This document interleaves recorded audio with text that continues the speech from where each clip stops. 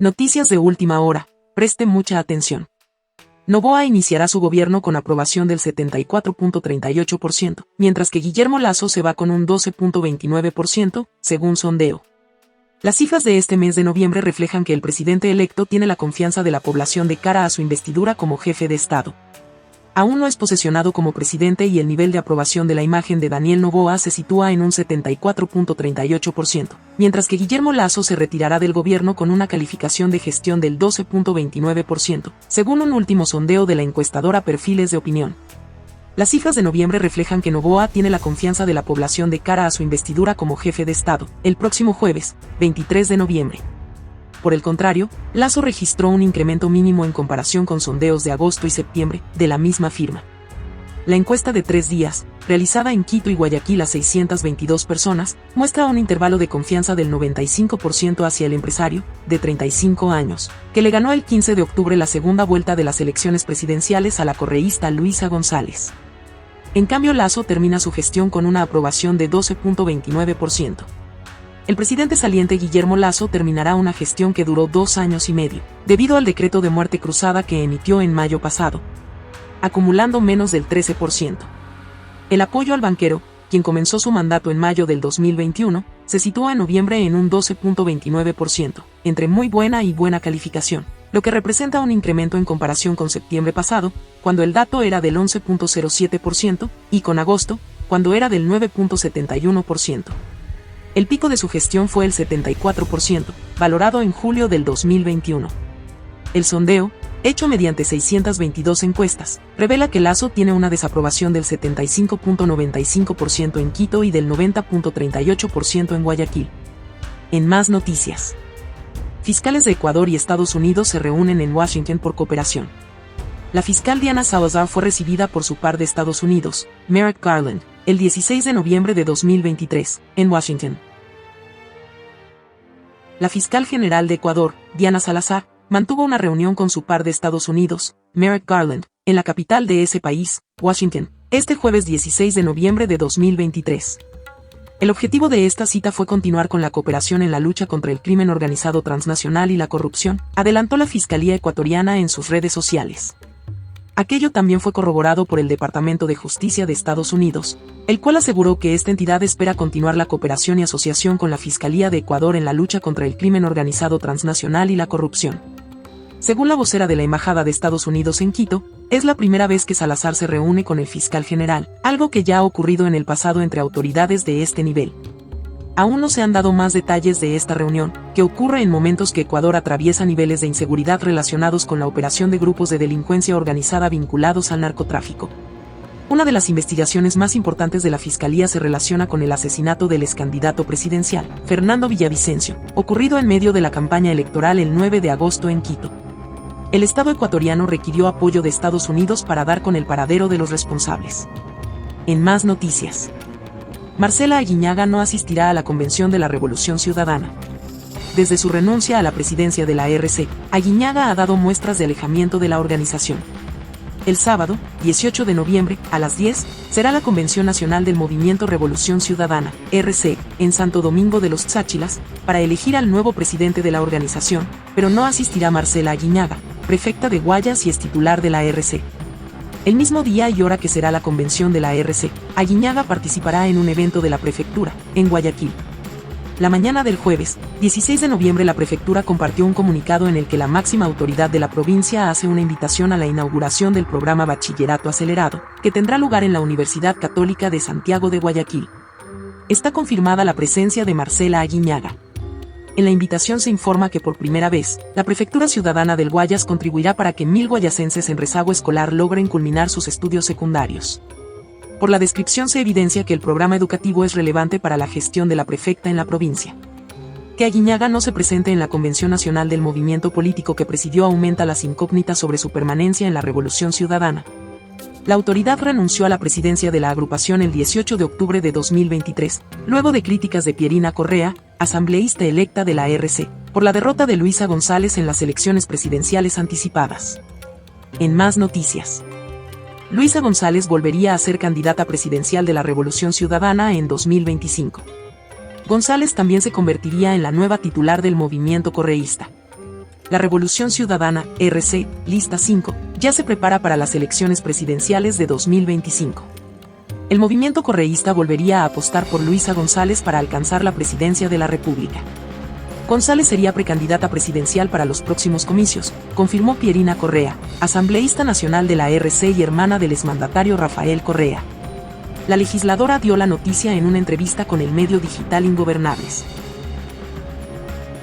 En el balotaje del 15 de octubre, el binomio de la RC, conformado por Luisa González Alcíbar y Andrés Arauz, obtuvo 4.880.831 votos, que corresponden al 48.17%, mientras que Daniel Noboa y Verónica Abad, de la Alianza ADN, listas 4 a 35, consiguieron 5.251.695 votos, equivalentes al 51.83%. Este sábado, 18 de noviembre, González se convertiría en la nueva presidenta de la lista 5. Ese día se realizará la Convención Nacional del Movimiento Político en Santo Domingo de los Cháchilas, a partir de las 10. Al respecto, Pierina Correa confirmó que Luisa González ya lidera la agrupación política y durante la convención se la ratificaría como titular de la organización. La nueva presidenta de la RC estará en funciones por 2 años. Asumirá el cargo tras la renuncia de Marcela Aguiñaga, prefecta del Guayas y es titular del movimiento correísta. En más noticias. Daniel Noboa y Verónica Abad, un equipo político que actúa por separado. El presidente electo lamentó que el camino a Carondelet tuvo traiciones y de gente que uno ni siquiera espera, gente que uno escoge, sin decir nombres. Daniel Noboa Asín y Verónica Abad Rojas son una dupla que alcanzó a llegar a la presidencia de la República, aunque durante los últimos 6 meses que duró el proceso electoral compartieron tarima política en apenas 3 ocasiones. Faltan 7 días para que Daniel Noboa y Verónica Abad asuman sus cargos, como presidente y vicepresidenta de la República, para los siguientes 18 meses, tras ser electos en los comicios anticipados de la segunda vuelta del 15 de octubre, fruto de la muerte cruzada o disolución de la Asamblea Nacional. El miércoles, 15 de noviembre, el Consejo Nacional Electoral, CNE, les entregó sus credenciales que los legitima como autoridades electas y solo resta que el 23 de noviembre la Asamblea Nacional los posesione. No obstante, su llegada al complejo presidencial se da en un ambiente incierto, con un presidente y una vicepresidenta que parecen actuar por separado. El miércoles, en la ceremonia en el Teatro Sucre en Quito, los dos apenas interactuaron, aunque estaban sentados uno al lado del otro. Abad le sonreía y Noboa casi ni la miraba y al contrario se enfocaba en escribir en un cuaderno y tomar agua. Cuando recibieron sus credenciales, no se vio aquel acto habitual de los candidatos ganadores de tomarse las manos, empuñarlas y levantarlas en señal de victoria. En más noticias.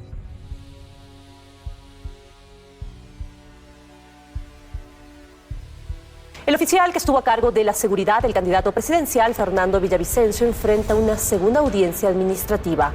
Su abogado asegura que en las próximas horas se conocerán los nombres de generales y coroneles que incurrieron en omisiones. El 29 de noviembre será la audiencia preparatoria de juicio. A 3 meses del asesinato del candidato presidencial Fernando Villavicencio, continúa apareciendo nueva información. La mañana de este jueves, el capitán Cristian Ceballos, quien era el responsable de la seguridad de Villavicencio, acudió a la audiencia por el segundo sumario administrativo que se abrió en su contra. Se le está acusando al señor capitán que presuntamente no ha dado cumplimiento a unas recomendaciones del informe de riesgos. Sin embargo, Romero asegura que su defendido sí cumplió con todas las recomendaciones y que más bien hubo oficiales de mayor rango que decidieron minimizar el riesgo. Que el día de hoy saldrán a la luz sus nombres y apellidos. En esta audiencia se definirá el futuro del capitán Ceballos a la interna de la institución. Él ya fue sancionado con una multa pecuniaria. Y mientras la policía investiga a la interna las actuaciones u omisiones de su personal en este caso, el FBI recibe más información por parte de la familia del candidato presidencial. La esposa de Villavicencio, Verónica Arauz, confirmó esta semana que se entregó el teléfono de Fernando Villavicencio al Buró Federal de Investigaciones de Estados Unidos. Sin embargo, aclaró el tema,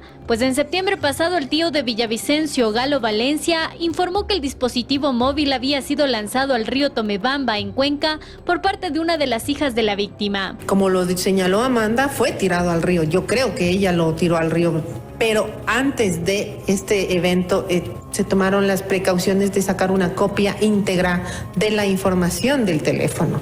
Eso es lo que se ha hecho llegar a los Estados Unidos. La audiencia preparatoria de juicio de este caso será el próximo 29 de noviembre. Allí la jueza resolverá si llama a juicio o no a los 6 de los 13 vinculados en este caso. Los 7 restantes fueron asesinados en prisión. Este viernes se instala la nueva asamblea y los bloques legislativos mantienen reuniones de última hora para lograr los votos para elegir autoridades e integrar las comisiones permanentes. Se ultiman todos los detalles para lo que será la sesión de posesión de la nueva Asamblea Nacional este viernes aquí en el Salón del Pleno de la Legislatura. Se ultiman todos los detalles, como los decimos, y también los acuerdos entre los legisladores para formar las comisiones. Ahora, hasta que la sesión inaugural de la Asamblea Nacional se instale, las organizaciones políticas mantienen diálogo abierto para asegurar un espacio en las 15 comisiones legislativas permanentes. De lo que se sabe, parte del acuerdo entre el partido de gobierno ADN, la Revolución Ciudadana y el Partido Social Cristiano es que los correístas se llevarían la presidencia en al menos 6 comisiones, los socialcristianos en 4 y el gobierno estará a la cabeza de 5 comisiones. Propuesta que se concretará este jueves en las reuniones de última hora que tendrá cada partido, dicen los legisladores. Los diálogos que se están llevando adelante es justamente para fortalecer esa gobernabilidad, sino que, como le digo, nosotros somos muy prudentes, queremos que estos diálogos sigan avanzando hasta que ya se lo pueda comunicar al 100% y cómo se ha dado.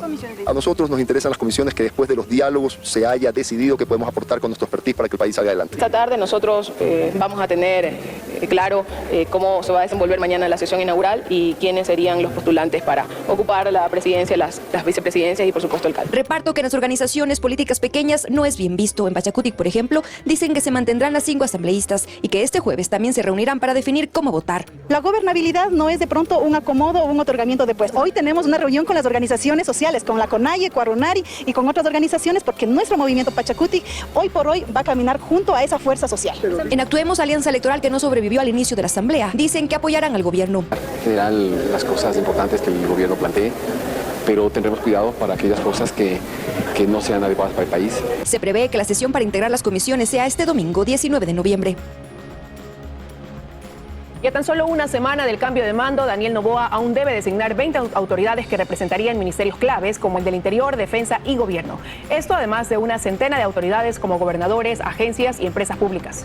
Han sido 15 días no solo de agenda internacional y trabajos fuera del ojo público, sino también de designaciones de autoridades de su gabinete ministerial, conformado por 32 entidades principales, 20 ministerios y 12 secretarías, de las cuales Noboa al momento ha confirmado 12 miembros. Gabriela Sommerfeld en la Cancillería, Sonsoles García en el Ministerio de la Producción, Roberto Luque de Ministro de Transporte, Franklin Palacios, Ministro de Agricultura, Sarija Moya, Ministra de Economía, Andrea Robo, Ministra de Energía, Andrés Gushmer, Ministro de Transporte, Sade Fritsch, Ministra de Ambiente, Arturo Félix en la Administración Pública, Nils Olsen se reafirma en el Ministerio de Turismo, Daniel Calderón en el Ministerio de Educación y Roberto Isurieta en la Secretaría de Comunicación. Sin embargo, el tiempo transcurre y a tan solo una semana del cambio de gobierno.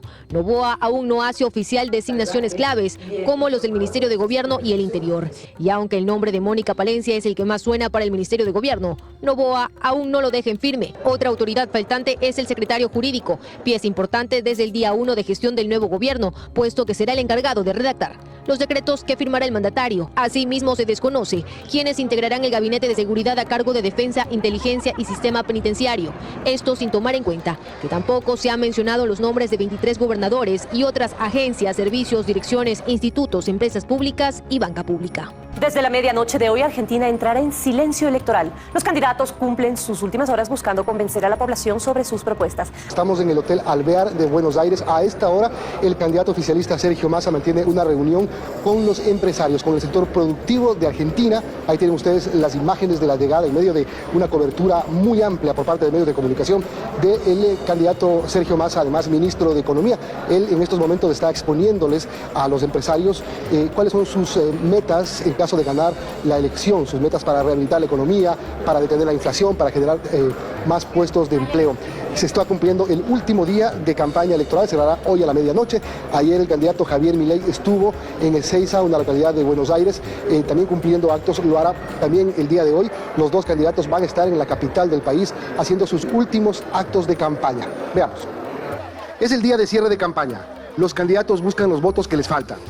Javier Milei hace actos en tarima, baila en la tarima y emociona a sus simpatizantes. Y habla de la necesidad de cambio que dice representar. No podemos esperar resultados distintos si seguimos haciendo lo mismo de siempre, si seguimos haciendo lo mismo, por más que nos quieran asustar. El verdadero terror es seguir con este sendero de miseria que nos va a convertir en la villa miseria más grande del mundo. Él dice tener la fórmula para vencer la pobreza, crear empleo y sacar a su país de la crisis. Hoy más del 40% son pobres, al 10% no le alcanza para comer. La agenda del candidato libertario es intensa en las últimas horas. Se reunió con empresarios Para Ecuador, soy de Ecuador. Y a donde va es abordado por los medios de comunicación que buscan seguir escuchando las razones por las cuales él piensa que puede ser el próximo presidente de la Argentina.